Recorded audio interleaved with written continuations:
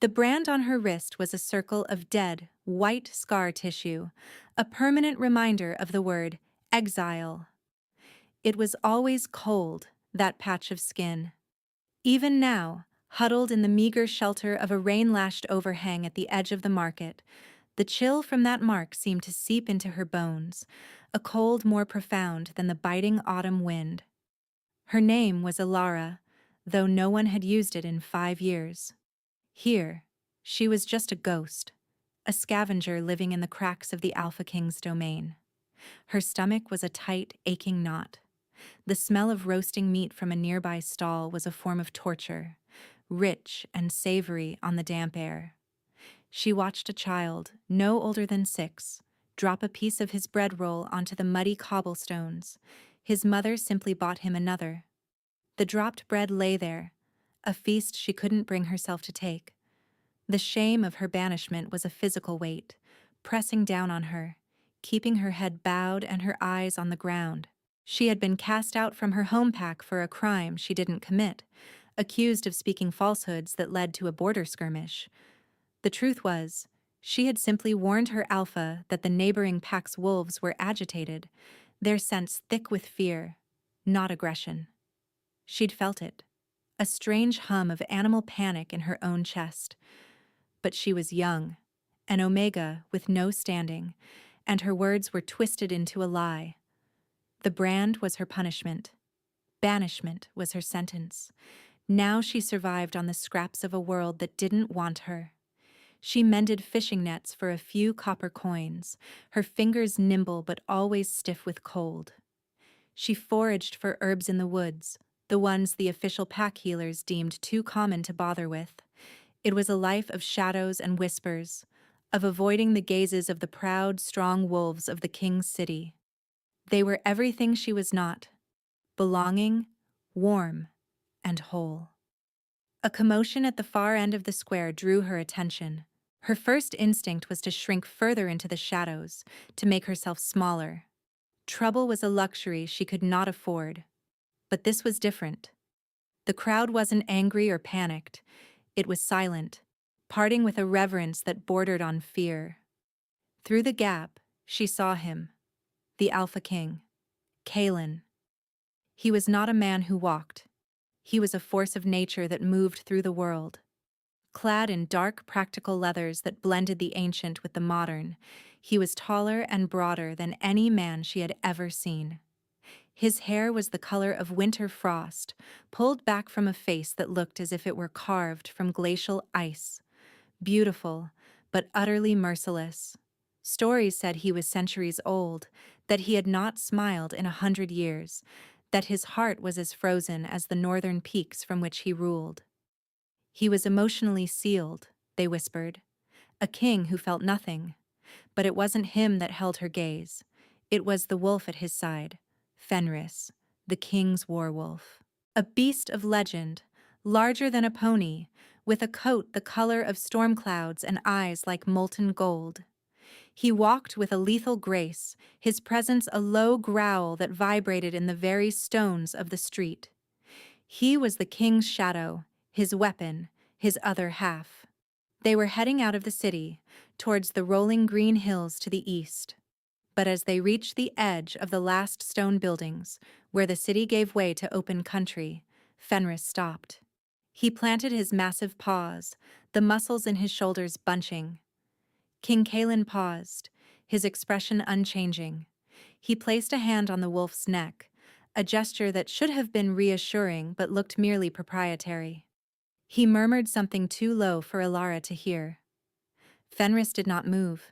He whined, a sound so full of misery and distress it was a blade in the air.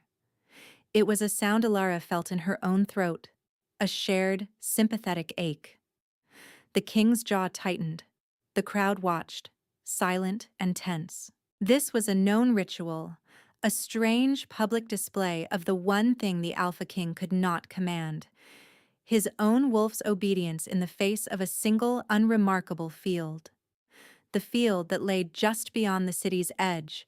It was a sweep of green, dotted with wildflowers, utterly ordinary. Yet, the great Fenris would not set foot on it. He would circle for miles to avoid it, but he would not cross. Kalen tugged, his voice a low command this time. Fenris lowered his head, his tail tucking between his legs. The golden eyes were fixed on the field, and the sorrow pouring off him was a palpable wave. It washed over Ilara, and she understood. She didn't know why she did it. Maybe it was the hunger, or the cold, or the 5 years of being invisible. Maybe it was the raw animal grief that she felt as if it were her own.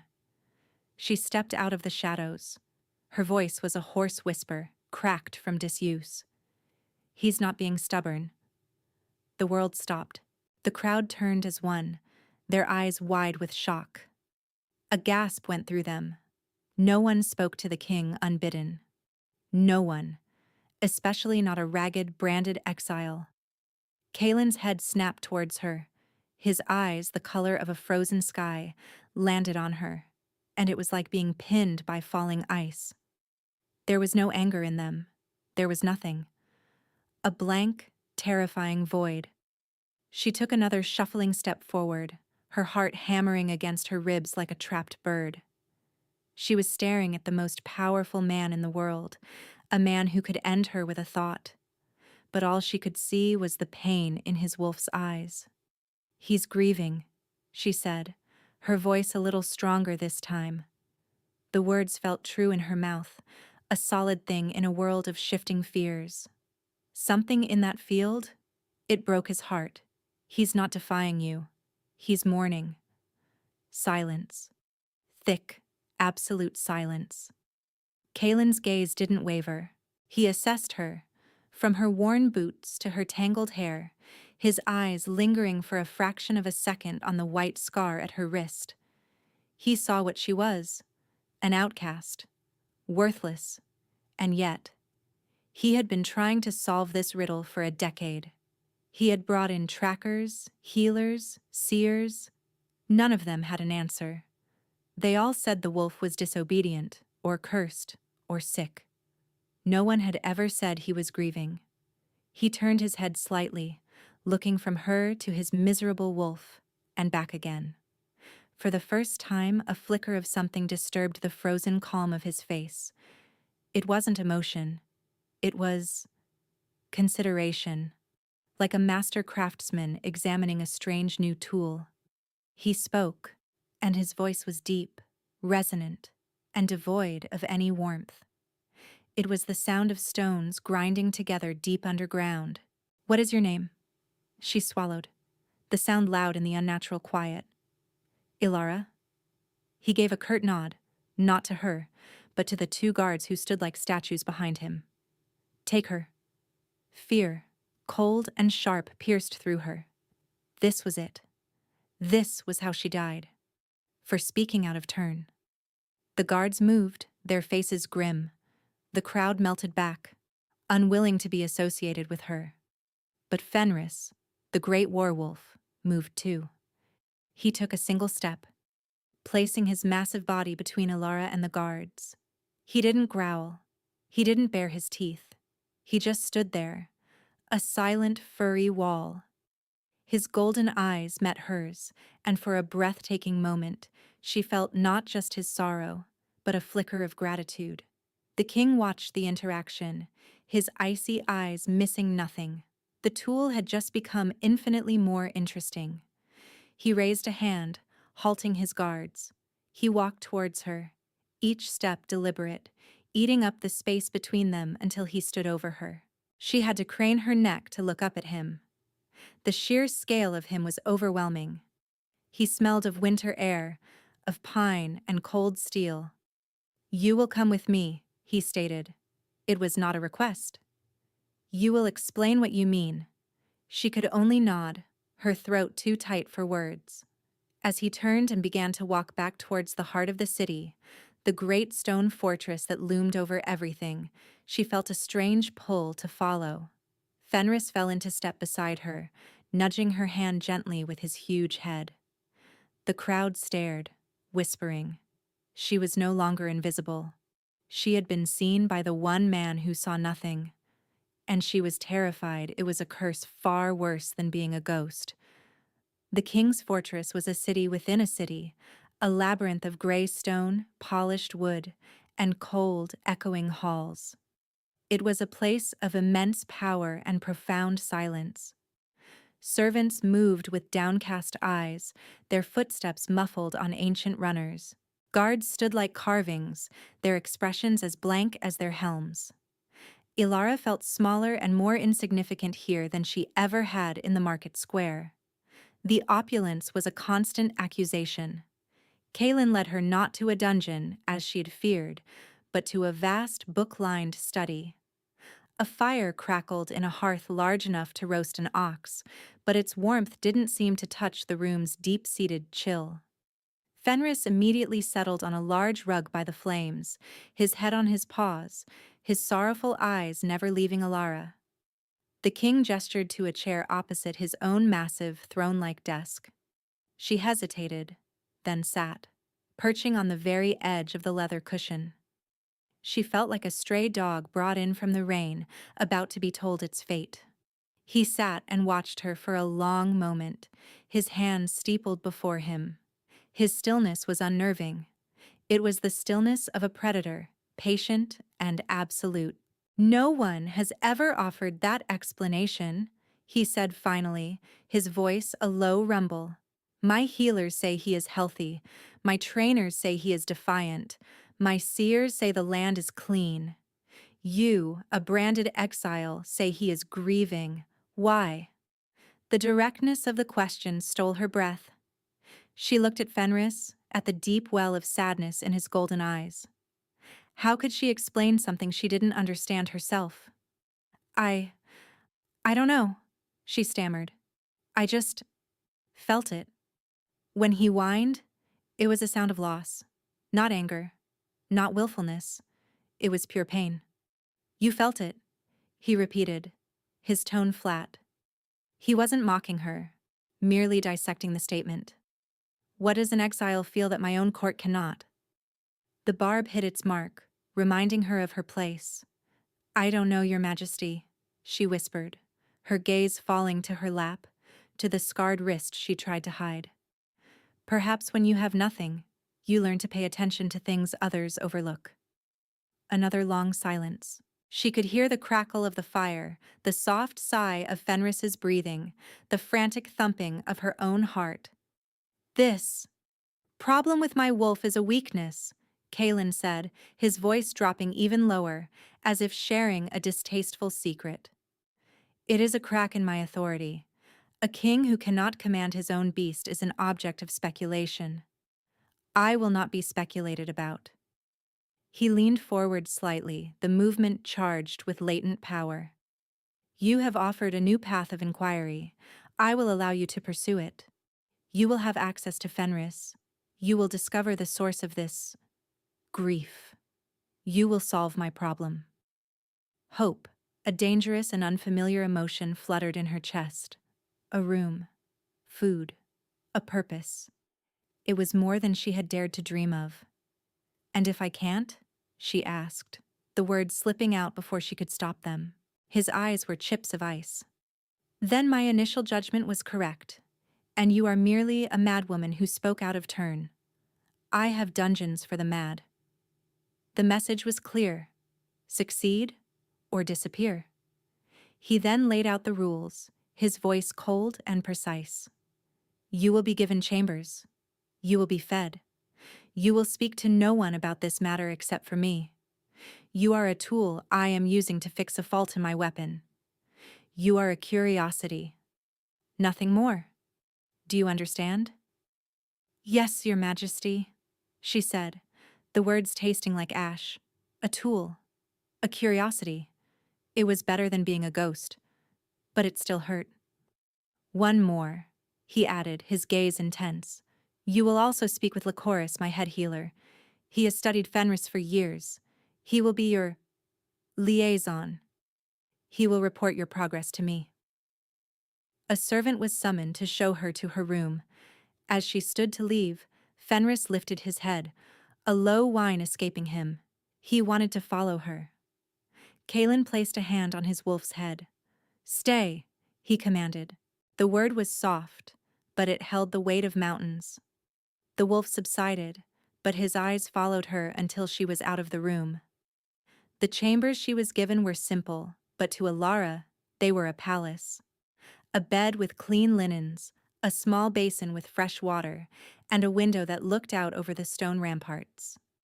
For the first time in 5 years, she had a door she could close. She washed the grime from her face and hands, scrubbing until her skin was raw, as if she could wash away the years of exile. Later, a man came to her door. He was tall and slender, with kind eyes and a gentle smile. His robes were the simple gray of a healer. "Alara?" he asked, his voice warm. "I am Lycoris. The king asked me to speak with you." She immediately felt a sense of ease. He was the opposite of the king in every way. Approachable, warm, human. "Your Majesty, he told me." Lycoris chuckled, a soft, pleasant sound. "Don't mind his manner. The Alpha King is precise. He carries a great burden. To feel nothing for so long, it shapes a man. Or what's left of him." He gestured down the hall. "Walk with me. Tell me about Fenris. What did you feel?" As they walked through the cold stone corridors, Ilara found herself opening up to him. She described the wave of sorrow, the certainty that it was grief. He listened patiently, nodding, his expression full of thoughtful sympathy. "Fascinating," he said when she finished. "We have focused on the land, on the wolf's physical state. We never considered an emotional trauma, a memory. You have a rare gift, Alara, a powerful empathy." His praise was like a balm on a raw wound. "I'm not gifted," she mumbled. "I'm just an exile." "Nonsense," he said firmly, stopping to look at her. "The brand on your wrist is a judgment made by lesser men. Here, your worth will be determined by what you can do. And I believe you can do this. I will help you in any way I can." For the first time, Alara felt a flicker of genuine hope. Perhaps this wasn't a death sentence. Perhaps this was a chance. With a kind man like Lycoris to guide her and the king's cold protection, she might actually succeed. The next days fell into a strange routine. Each morning she would meet Fenris in a private courtyard. At first she just sat with him, not speaking, letting him grow accustomed to her presence. She would run her hands through his thick, coarse fur, feeling the powerful muscles beneath. His immense sadness was a constant presence, a low hum beneath his skin. She spoke to him in soft tones, not asking for anything, just telling him about her day, about the clouds in the sky, about the taste of the warm bread she was now given at every meal. He began to respond. He would rest his huge head in her lap, his golden eyes closing as she stroked him. He would lean his weight against her, a gesture of trust that made her heart ache. She started to feel more than just his grief. She felt flickers of his other emotions. A spark of pleasure when she scratched behind his ears. A flash of irritation at a loud noise from the bailey. It was like learning a new language, one spoken not in words but in shared feeling. She reported her slow progress to Lycoris, who was endlessly encouraging. "You're building a bridge to him, Alara. Keep going. Don't push him. Just listen." Her meetings with the king were entirely different. They were brief, formal affairs in his study. He would sit behind his desk, his face an unreadable mask, and listen to her reports. "He let me touch his paw today," she might say. Kaelin would simply nod. "And the field? We haven't gone near it. I don't want to cause him distress." "Your goal is not to avoid his distress," the king would reply, his voice like chipping ice. "It is to discover its source. Do not forget your purpose." "You are a tool, a curiosity." His words echoed in her mind after every meeting, a cold douse of water on the fragile warmth she was starting to feel within the castle walls. Yet, she couldn't help but notice the small things, the way his eyes would follow Fenris when the wolf leaned against her. The fact that the fire was always lit and a tray with tea was always waiting for her. even though he never partook. They were tiny cracks in his frozen facade, inconsistencies she couldn't help but catalog. One evening, he found her in the library. She had discovered it by accident, a dusty, forgotten wing filled with ancient lore. She was tracing the lineage of the werewolves, trying to understand Fenris's history. He didn't announce himself, simply appeared in the doorway like a shadow. "The histories of my line are not for public consumption," he said, his voice startling her. "I'm sorry, Your Majesty. I was just trying to understand," she said, quickly closing the heavy tome. He walked into the room, running a hand over the spines of the books. "Fenris is the seventh of his line. Each one is bonded to the Alpha King.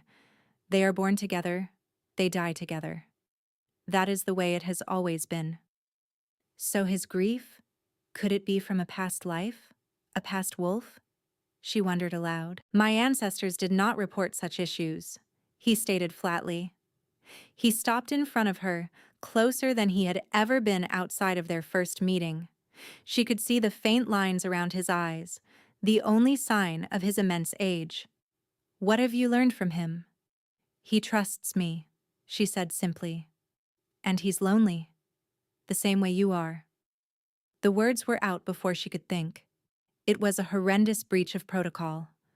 She braced herself for his fury, for the call to the guards. Instead, he just stared at her, and for a single, shattering moment, the ice in his eyes melted. She saw something ancient and vast and utterly hollow. A loneliness so profound it was a physical presence in the room. Then, as quickly as it appeared, the mask was back in place. "You are dismissed," he said, his voice colder than ever. He turned his back on her, a clear sign of finality.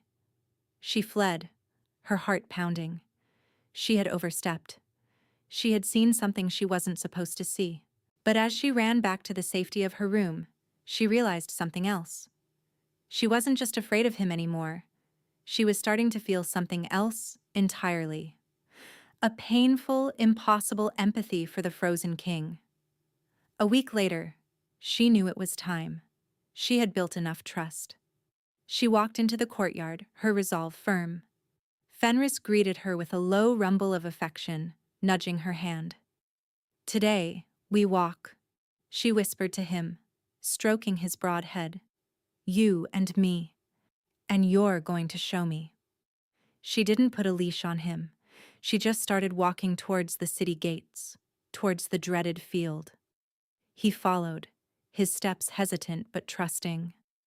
When they reached the edge of the city, where he always stopped, he whined, the sound of familiar lament. He planted his feet. Alara knelt in front of him, looking into his golden eyes. She didn't pull or command. She just reached out. Not with her hands, but with her mind, with the strange connection that had grown between them. "I'm here. I'm with you.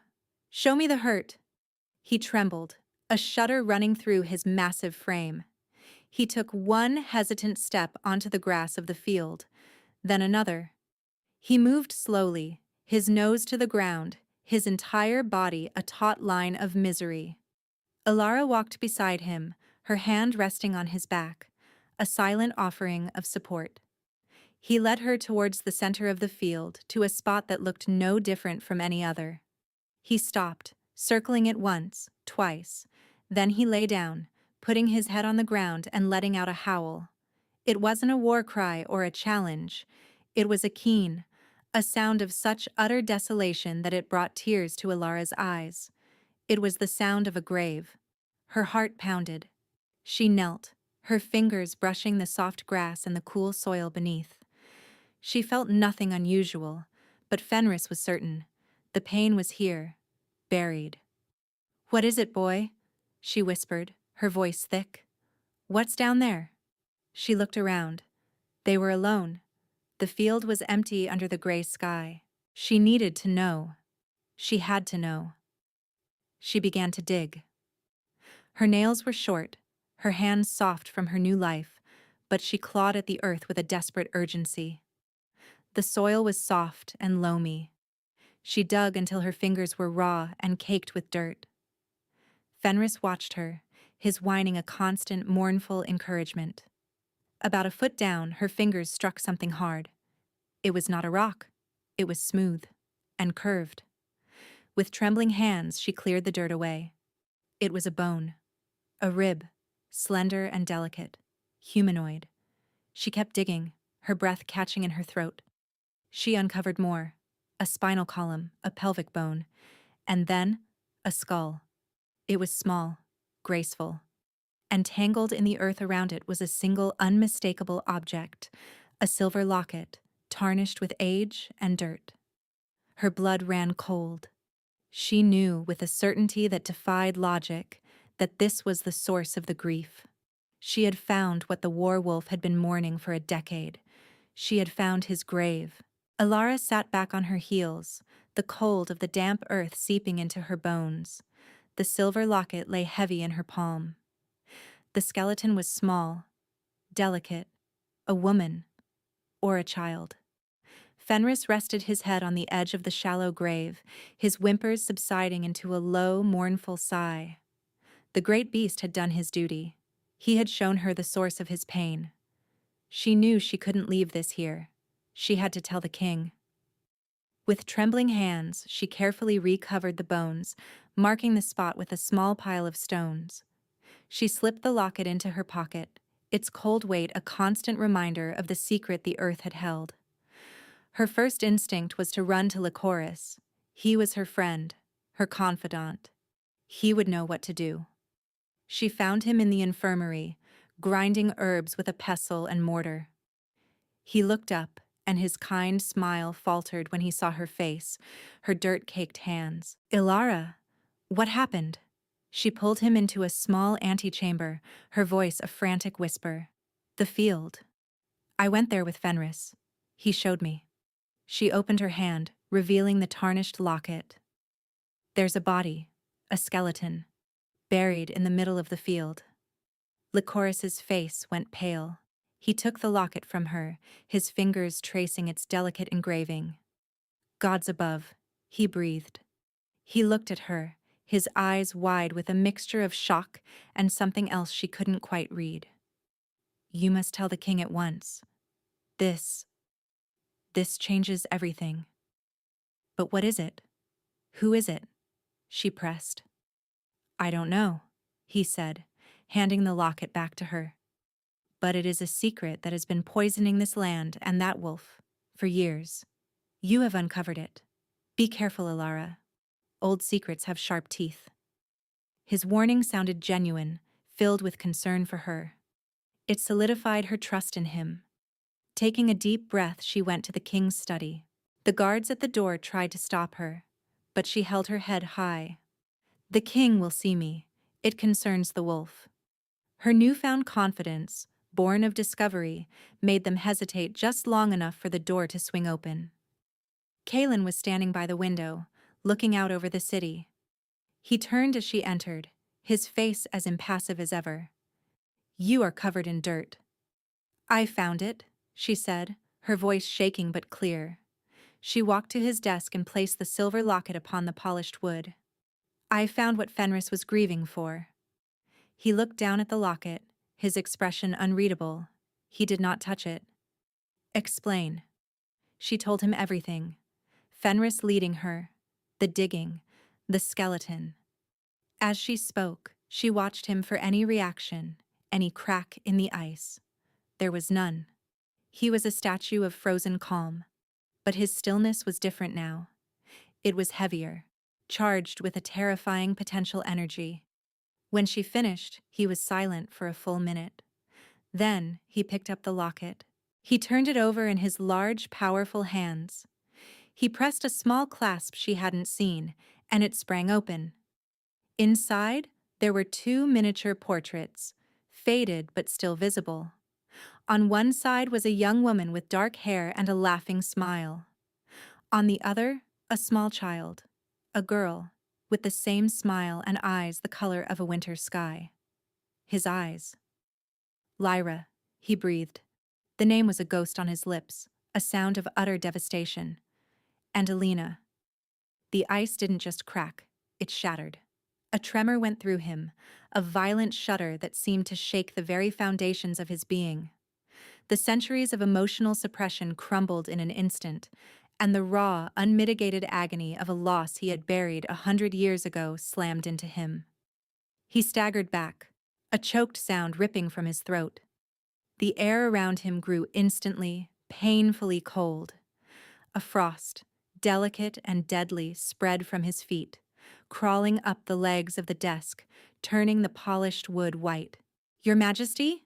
Alara cried, taking a step forward. "Get back!" he snarled, but his voice was strangled. The frost was climbing his own body, encasing his boots, his legs. He was being frozen from the inside out. His power, untethered from his iron control, was consuming him. The grief was the trigger, and his own nature was the weapon. This was his vulnerability. The reason he had sealed himself away. To feel was to be destroyed. He collapsed to his knees, his breath coming in ragged white plumes. The frost crept up his chest, his skin turning a deathly blue-gray. His eyes, once so cold and controlled, were now wide with a century of unshed agony. He looked at her, and she saw not a king, but a man being torn apart by his own heart. "Lycoris!" she screamed, running to the door and throwing it open. "Help! The king!" Guards burst in, their swords drawn, stopping in shock at the sight before them. Lycoris rushed in behind them, his face a mask of alarm. "What happened?" he yelled, rushing to Kaelin's side. "The locket. It was his mate, his child," Alara sobbed. "They were believed lost at sea a century ago. But they were there, in that field. The grief. It's killing him." Lycoris knelt, his hands hovering over the king's frozen chest. His core temperature is plummeting. The emotional shock has broken his control. His own power is encasing him in ice. He looked up, his expression grim. "He is dying." The words hit Alara like a physical blow. No, not after this. Not after she had finally seen the man behind the ice. "Do something," she begged the healer. "There are ancient rites, herbs that can soothe the emotional storm, but I must be quick," Lycoris said, his voice urgent. He turned to the guards. "Seal the room. No one enters or leaves. Help me move him to the hearth. The fire might slow it." The guards, their faces pale with terror, helped Lycoris drag the stiffening king closer to the roaring fire. The flames seemed to shrink away from the unnatural cold radiating from him. Fenris, who had somehow gotten into the room, was howling, a sound of pure panic and despair. "I need my satchel from the infirmary," Lycoris said, his focus entirely on Kaelin. "There are things in there. Salts. Oils. They might give him a chance." He looked at Alara, his kind eyes filled with desperation. "Stay with him. Talk to him. Your voice. You have a connection. It may be the only thing that can anchor him. Don't let him fade." Lycoris rushed from the room, leaving Alara alone with the dying king and his grieving wolf. The crisis had come. The threat was not an army or an assassin, but a memory. A betrayal hidden in the earth for 100 years. And the man who never felt anything was now dying from feeling everything all at once. Alara fell to her knees beside Kaelin. The cold coming off him was excruciating, burning her skin, but she didn't pull back. She could see the frost starting to form on his eyelashes, his lips turning blue. His breathing was shallow, a faint whisper of air. "Kaelin," she whispered, her voice breaking. She took his hand. It was like gripping a block of solid ice. "Kaelin, listen to me. You can't go. You can't." Fenris nudged her, whining, then pushed his head under Kaelin's other hand, licking the frozen fingers as if his warmth could somehow bring his master back. The display of loyalty and love was so profound it stole her breath. "He needs you," she said, her tears falling onto their joined hands, freezing instantly into tiny crystals. "Fenris needs you. Your people need you." His eyes, glazed with frost, flickered towards her, a flicker of consciousness. "I need you," she confessed, the words torn from the deepest part of her soul. This wasn't about being a tool or a curiosity anymore. This was about the man who had seen her when she was invisible. The man whose profound loneliness echoed her own. "You pulled me from the shadows. You gave me a purpose. You can't leave me in the dark again." She leaned closer, her own warmth a pitiful offering against the glacial power consuming him. She thought of his sealed heart, of the loneliness she had seen in his eyes in the library. He had chosen this emptiness to protect himself from this very pain, and she had, in her search for the truth, led him straight into it. Guilt warred with her desperation. "I'm sorry," she whispered. "I'm so sorry I brought this pain back to you, but you have to fight it. You are the Alpha King. You are stronger than this." There was no response. The frost was creeping up his neck, tracing the strong line of his jaw. He was slipping away. The silence in the room was absolute, broken only by her ragged breaths and Fenris's heartbroken whimpers. Panic seized her. Lycoris was taking too long. The guards outside were silent, a wall of steel and fear. She was alone with him. She remembered Lycoris's words. "Your voice. It may be the only thing that can anchor him." She had to keep trying. She held his frozen hand to her cheek, trying to force her own life, her own heat, into him. "You called me a curiosity?" she said, her voice trembling. "And I was. I still am. I don't understand this world of kings and power.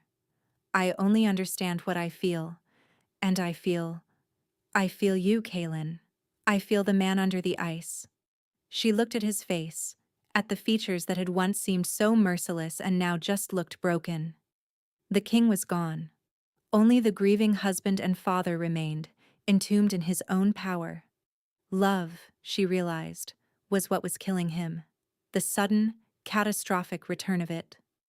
And in that moment of despair, a fierce, defiant rage sparked within her. Rage at the injustice of it. Rage at the secret that had festered for a century. Rage at whatever darkness had put his family in the ground. "No," she said, her voice dropping to a low, fierce growl that surprised her. "I will not let you die." The words were a vow, an oath sworn to his fading spirit. "You will not leave me." She didn't know where the strength came from, but she felt a shift inside her, a dam breaking. The constant low hum of animal emotion she had always felt from Fenris was suddenly a symphony. She could feel the fear of the guards outside the door, the skittering of a mouse in the walls, the soaring peace of an eagle high above the fortress. Her strange empathy, the thing that had made her an outcast, was sharpening, focusing, becoming something more. The door opened and Lycoris returned, his face grim. He held a small, dark vial. "This is it," he said. "An ancient draft. It will either sever the emotional feedback loop and force his power back into dormancy, or the shock will kill him outright. It is the only chance." He moved to administer it, but Alara put her hand out, stopping him. Something was wrong, a sudden, sharp feeling of distrust, cold and slick. It wasn't her own feeling, it was coming from Fenris. The great wolf was on his feet, a low, guttural growl rumbling in his chest for the first time since she had met him. His golden eyes were fixed not on his dying master, but on the healer, on Lycoris. "Fenris, no," Lycoris said, his kind voice wavering for the first time. "He's our king. I'm trying to save him." But the wolf's growl deepened, and Alara, her senses now screamingly alive, felt it too. Deceit. A thick, oily wave of it coming from the man she had trusted. The man who had been her friend. She looked from the vial in his hand to his face. The kind eyes were still there, but underneath, she could now sense a terrible, triumphant glee. He wasn't trying to save Kaelin. He was here to deliver the final killing blow. You, she whispered, the realization dawning like a black sun. It was you. Lycoris's smile vanished. The mask of the gentle healer dissolved, revealing something reptilian and cold beneath. Clever little stray, he hissed. I vastly underestimated you. You killed them, she breathed, the horror of it stealing the air from her lungs.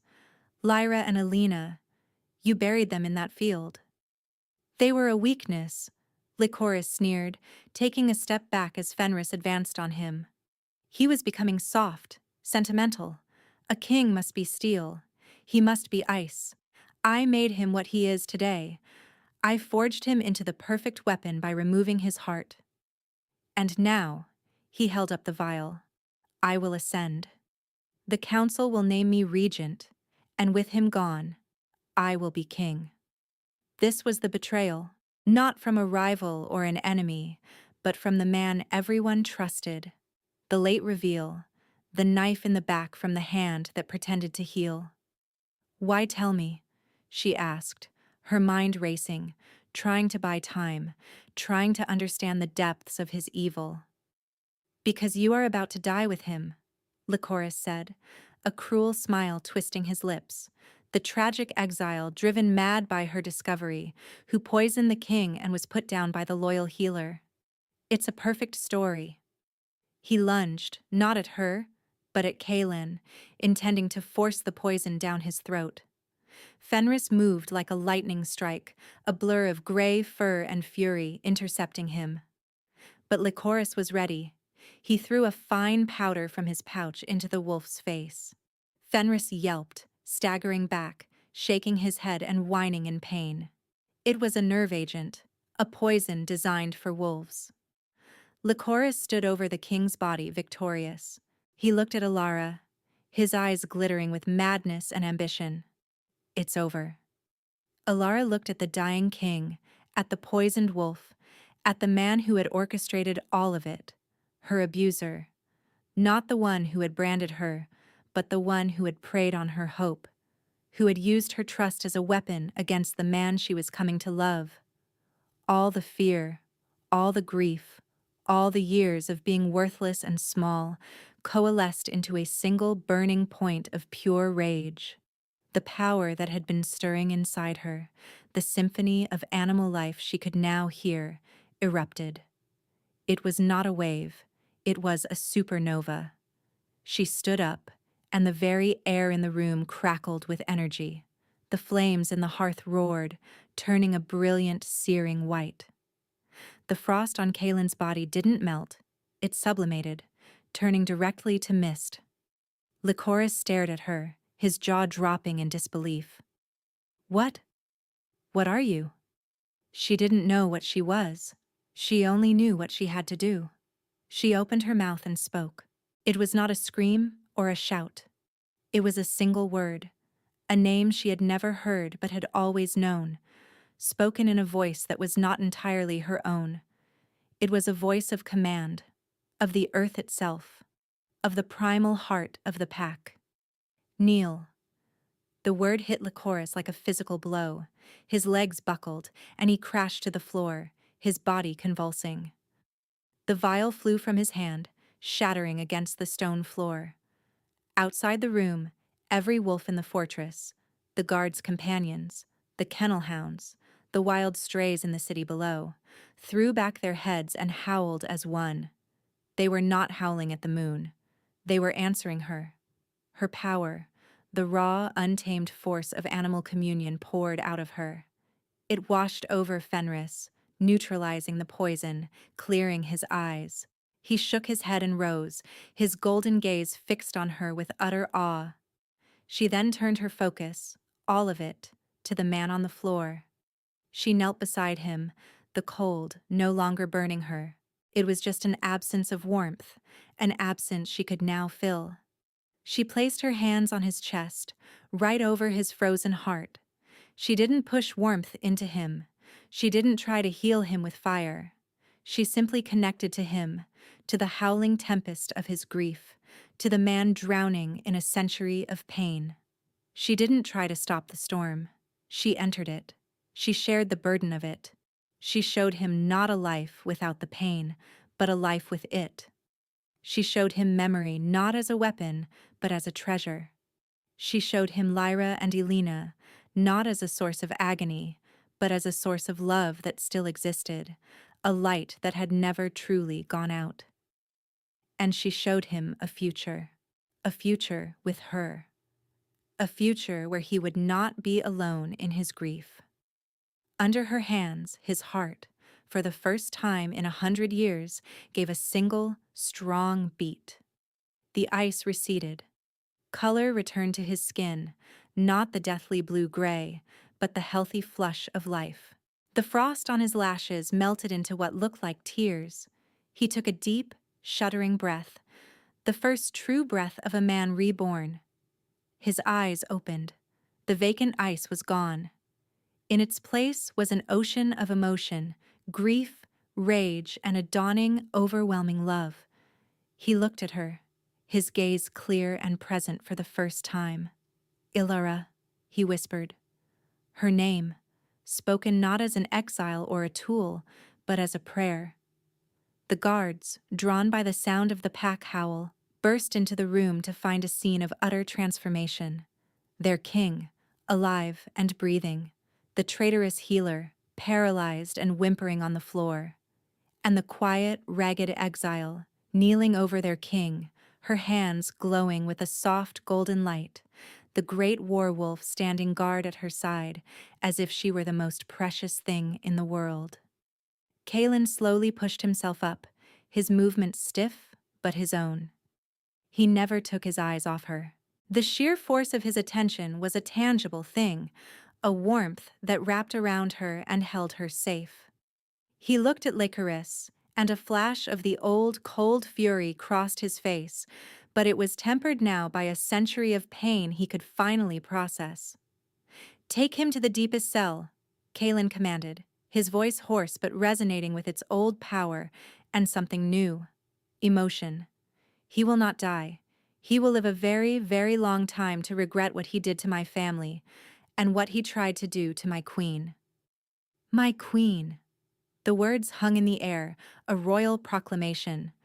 The guards stared, then their eyes shifted to Ilara with a new, dawning respect. They dragged the sobbing Licorice from the room without a backward glance. They were alone, just the two of them and the silent, watchful presence of Fenris. The golden light from her hands faded, leaving her feeling drained, but incredibly, peacefully calm. Kalen reached out, his hand hesitating for a moment before his fingers gently brushed her cheek. His touch was not cold. It was warm, so wonderfully, humanly warm. You saved me, he said, his voice thick with unshed tears. We saved each other, she whispered, leaning into his touch. He shook his head, a sad smile touching his lips for the first time. It was a sight more beautiful than any sunrise. I was a ghost, a king of ice and dust. I haven't felt anything in 100 years, Ilara, not until you. He traced the brand on her wrist, his touch gentle, reverent. They marked you as an outcast. They were fools. This isn't a brand of shame. It's the mark of a heart strong enough to feel the pain of others, a heart strong enough to heal a king. He pulled her to him, wrapping his arms around her, holding her as if she were the anchor that kept him from drifting away into a sea of grief. She buried her face in his chest, inhaling the scent of him, pine and winter air, but now, underneath it all, the scent of thawing earth, of spring. I love you, he murmured into her hair, the confession raw and new and utterly real. I think I started loving you the moment you stood in a muddy square and spoke truth to a tyrant. I just didn't have the capacity to know it. She looked up at him, her own heart full to bursting. I will not let you be alone with the memories, she promised. We will carry them together. He lowered his head and kissed her. It was not a king claiming his prize. It was a man, broken and remade, finding his home. It was a kiss of gratitude, of shared sorrow, and of a love that had been strong enough to shatter a century of ice. Fenris lay down by the hearth, resting his head on his paws, and for the first time in a decade, the great werewolf closed his eyes in peace. 3 months later, Alara stood on the ramparts, looking out over the lands of the Alpha King. Her lands. A fine cloak, lined with wolf fur, was draped over her shoulders. The chill autumn air no longer bothered her. A constant warmth seemed to emanate from her center, a warmth that had a name: Kalen. He came to stand behind her, wrapping his arms around her waist and resting his chin on her shoulder. His presence was a comfort, a solid reality she still sometimes found hard to believe. "What are you thinking about?" he asked, his voice a soft rumble against her ear. She gestured to the field at the edge of the city. It was no longer an empty patch of green. It was now a garden, planted with white moon roses and silver birches. In the center, 2 simple stone markers stood, bearing the names Lyra and Alina. It was a place of memory, no longer a place of pain. "I was thinking about how a place can hold so much sorrow," she said quietly, "and how it can be healed." "People are the same," he replied, pressing a kiss to her temple. "You healed me, Alara." She turned in his arms, her hand coming up to cup his jaw. The laughter lines around his eyes were more prominent now. He smiled easily and often, a sight that still made her heart skip a beat. The court had been shocked by his transformation, but they had quickly come to adore their new queen, the exile who had thawed their frozen king. The brand on her wrist was now seen as a mark of honor, a symbol of her impossible empathy. Fenris, who was never far from her side, nudged her hand, demanding attention. She laughed and scratched behind his ears. The great wolf was no longer a creature of sorrow. He was playful, affectionate, a constant furry shadow who would often cross the memorial garden to nap at the base of the stone markers, finally at peace with the ghosts beneath. "Lycaris confessed everything," Kalen said, his tone growing serious for a moment. "He was a distant cousin, always jealous of my father's line. He saw my love for Lyra as a weakness he could exploit to gain power. He created the monster he thought the pack needed." "He didn't create you," she said fiercely, looking into his eyes. "He only buried the best part of you. I just helped you dig it up." He smiled, that heart-stopping smile that was hers and hers alone. "And what will my brilliant, powerful queen help me with next?" Alara's own smile was full of a future she had never dared to imagine. She was no longer a ghost, no longer an exile. She was home. "I think," she said, leaning in to kiss him, "that for today, we can simply be." It was enough. It was everything.